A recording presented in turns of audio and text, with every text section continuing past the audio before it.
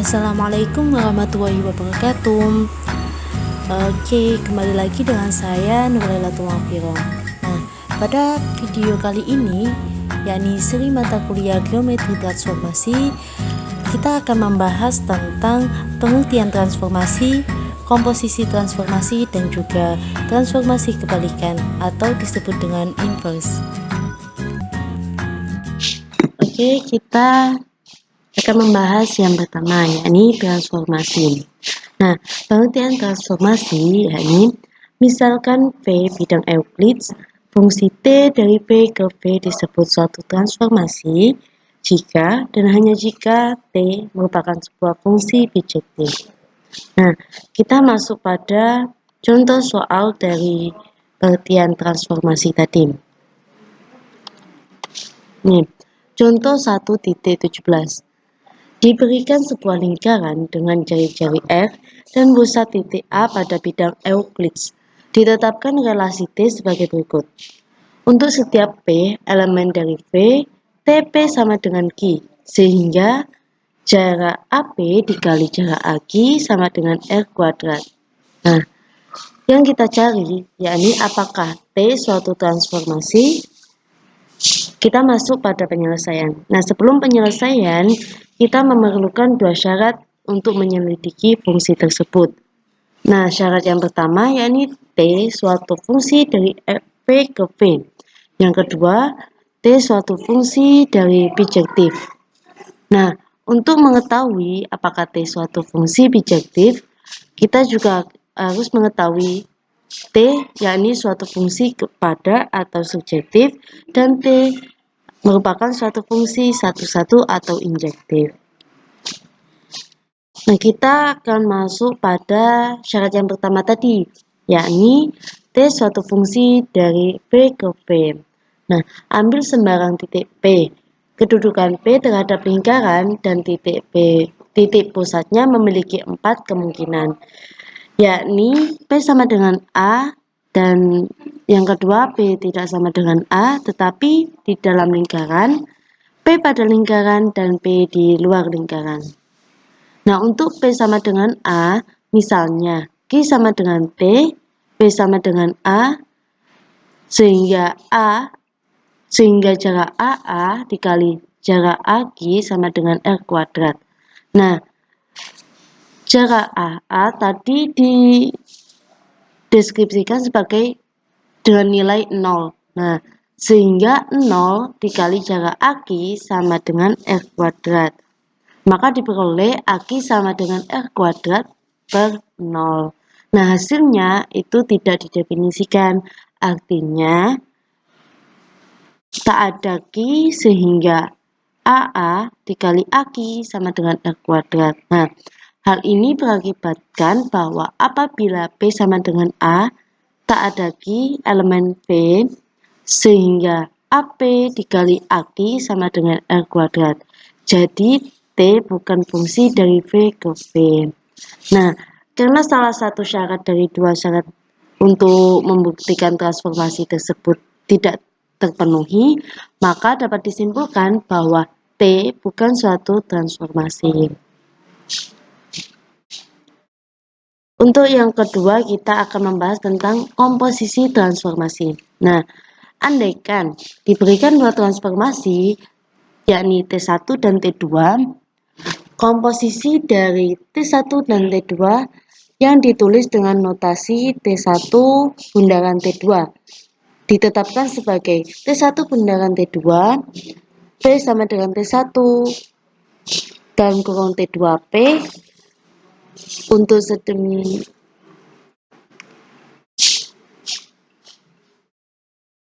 setiap elemen V ditetapkan sebagai T1 bundaran T2 P sama dengan T1 dalam kurung T2P untuk setiap P elemen V. Nah, berdasarkan definisi di atas tersebut terlihat komposisi dari dua transformasi, yakni T1 dan T2, yang ditulis dengan T1 bundaran T2, yang memiliki arti bahwa transformasi T2 dioperasikan terlebih dahulu, kemudian diikuti oleh transformasi T1. Dan sebaliknya jika T2 bundaran T1 berarti yang dilakukan transformasi terlebih dahulu yakni T1 baru diikuti oleh T2. Untuk lebih pahamnya kita masuk pada contoh soal. Nah, di sini contoh soal 1.18. Ambil transformasi T1 yang ditetapkan sebagai berikut. Misalkan V bidang Euclides sedangkan A suatu titik tertentu. Nah, T1 ditetapkan untuk setiap P elemen V. 1.1 jika P sama dengan A, maka T1P sama dengan A. Sedangkan 1.2 jika P tidak sama dengan A, maka T1P sama dengan P aksen dengan P titik tengah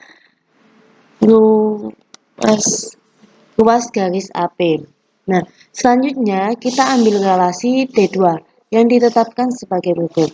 Misalnya V bidang Euclides dan garis G suatu garis tertentu untuk setiap P elemen dari V, yakni 2.1 jika P elemen dari garis G, maka T2P sama dengan P. 2.2 jika P tidak elemen dari garis G, maka T2P sama dengan P aksen dengan P titik tengah ruas garis tegak lurus dari P ke garis G. Nah, yang kita selidiki yakni apakah T2 tersebut merupakan suatu transformasi dan apakah T1 bundaran T2 itu sama dengan T2 sama bundaran T1. Nah, kita masuk pada penyelesaian yang pertama. Ditunjukkan bahwa A T2 fungsi dari V ke V. Nah, yang B T2 fungsi bijektif merupakan T2 fungsi subjektif dan T2 fungsi injektif. Coba kita pelajari pada penyelesaian ini. Ya, yang A tadi T2 fungsi dari V ke V berdasarkan 2.1 yang atas pada soal tadi. Untuk setiap X elemen dari V dan X elemen dari garis G, maka X tunggal dari X oleh T2. Nah, berdasarkan 2.2 yang atas, jadi untuk setiap X elemen dari V dan X tidak elemen dari setiap garis G. Ada tunggal garis tegak lurus kepada G melalui X. Nah, hal ini mengakibatkan tunggalnya tidak tengah ruas garis tegak lurus dari X ke garis G.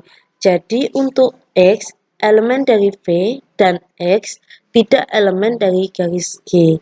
Nah, ada tunggal peta anggota V yang memenuhi 2.2. Jadi, T2 suatu fungsi dari V ke V. Kemudian syarat yang kedua tadi, yakni T2 merupakan fungsi bijektif. Kita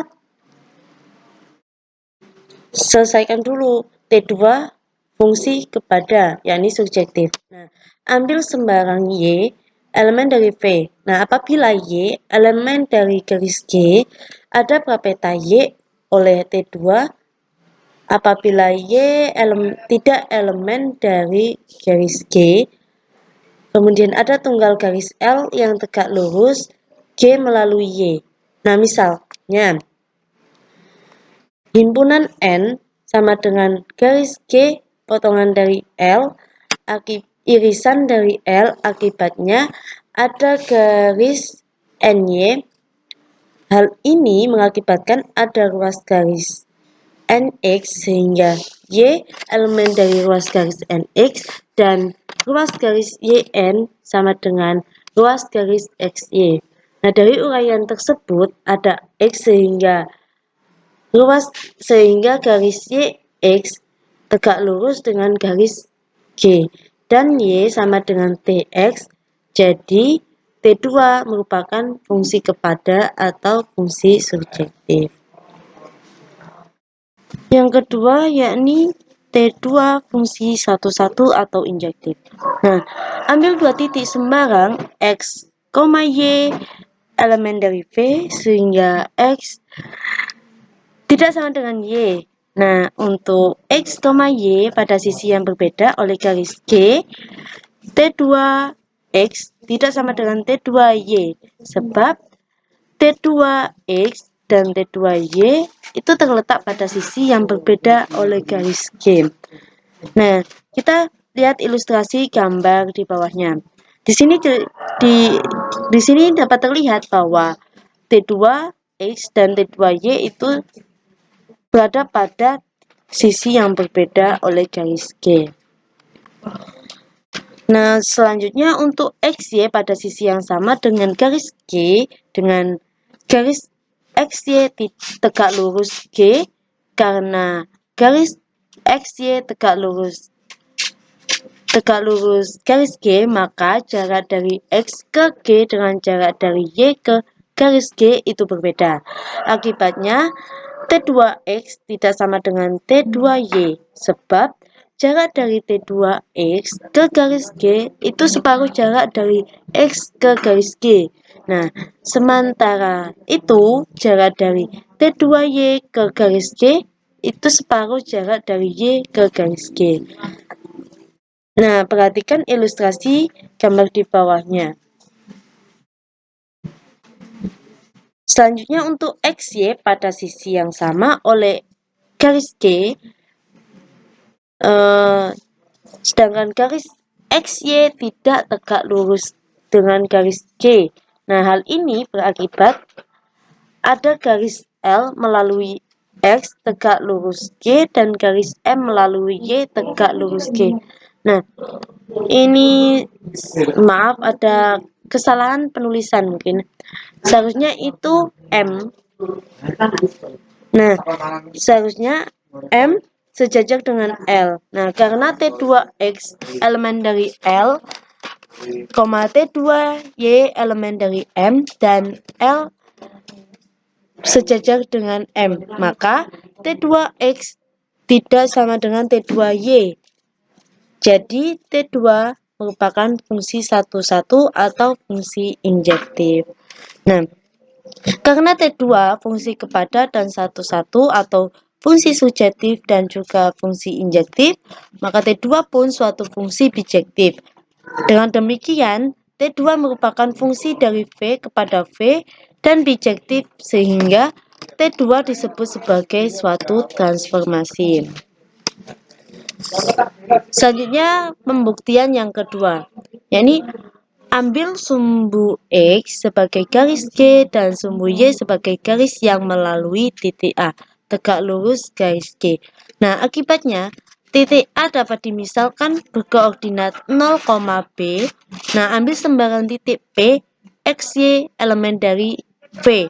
Nah, didapatkan T1P sama dengan koordinat setengah X, setengah B plus Y merupakan titik tengah AP untuk setiap P, X, Y elemen dari V.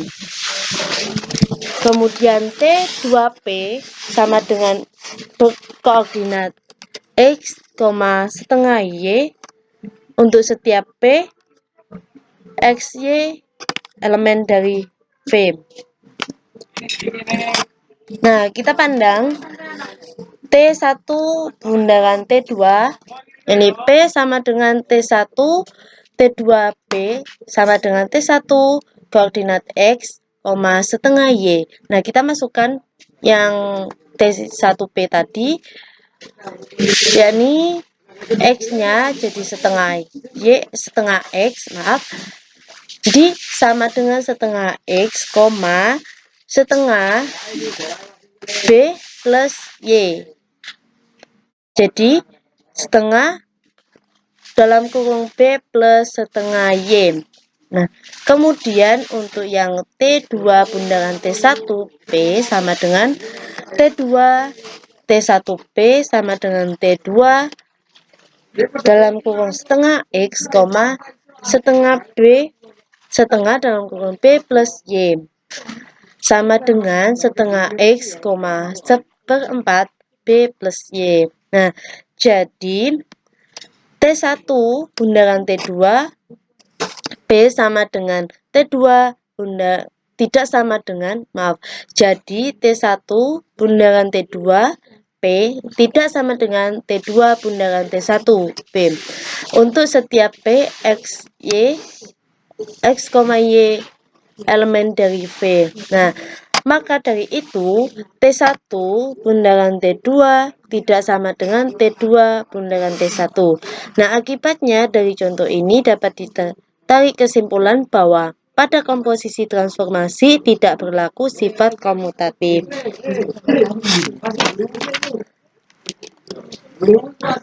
Nah, dapat disimpulkan bahwa dari contoh 1.18 tadi, apakah T2 suatu transformasi? Jawabannya adalah ya, T2 merupakan suatu transformasi. Dan apakah T1 bundaran T2 sama dengan T2 bundaran T1? Jawabannya tidak, dikarenakan T1 bundaran T2 tidak sama dengan T2 bundaran T1. Untuk pembahasan yang terakhir, yakni tentang transformasi balikan atau inverse. Nah, sebelumnya kita harus mengetahui tentang transformasi identitas terlebih dahulu. Nah, pada definisi 1.13 diterangkan bahwa suatu transformasi epsilon, nah tanda ini merupakan disebut epsilon, disebut transformasi identitas jika dan hanya jika setiap P elemen dari V berlaku epsilon P sama dengan P. Kemudian untuk definisi 1.14, yakni suatu transformasi T1 disebut transformasi balikan atau inverse dan transformasi T jika dan hanya jika berlaku T1 bundaran T sama dengan T bundaran T1 sama dengan epsilon. Nah, kita masuk pada teorema 1.7. Nah, misalkan diberikan dua buah transformasi T1 dan T2, maka T1 dalam kurung T1 bundaran T2 inverse sama dengan T2 inverse bundaran T1 inverse. Kita buktikan. Nah, T2 inverse bundaran T1 inverse T1 inverse T2 bundaran T2 sama dengan T2 inverse bundaran T1 inverse bundaran T1 bundaran T2 sama dengan T2 inverse bundaran epsilon ini tadi masuk pada definisinya, yakni apabila T1 bundaran T sama dengan T bundaran T1 merupakan epsilon. Jadi di sini T1 inverse bundaran T1 itu sama dengan epsilon. Kemudian T2 inverse bundaran epsilon bundaran T2 sama dengan T2 inverse bundaran T2. Jadi dapat disebutkan bahwa T2 inverse bundaran T1 inverse T1 bundaran T2 sama dengan epsilon. Dan T1 bundaran T2 inverse bundaran T1 inverse sama dengan T1 bundaran T2 bundaran T2 inverse bundaran T1 inverse sama dengan T1 bundaran epsilon bundaran T1 inverse. Jadi T2 bundaran T2 inverse itu dijadikan epsilon. Maka T1 bundaran T1 inverse itu merupakan sama dengan epsilon. Nah, jadi T1 bundaran T2 inverse bundaran T1 inverse sama dengan epsilon. Jadi di sini disimpulkan bahwa T2 inverse bundaran T1 inverse sama dengan T1 bundaran T2 sama dengan T1 bundaran T2 sama dengan T2 inverse bundaran T1 inverse sama dengan epsilon. Maka T2 inverse bundaran T1 inverse merupakan balikan dari transformasi T1 bundaran T2. Nah, tentunya kita telah mengetahui bahwa transformasi balikan T1 bundaran T2 ditulis oleh notasi T1 bundaran T2 inverse dan tunggal. Akibatnya, T1 bundaran T2 inverse sama dengan T2 bundaran T2 inverse bundaran T1. Jadi teorema 1.7 terbukti.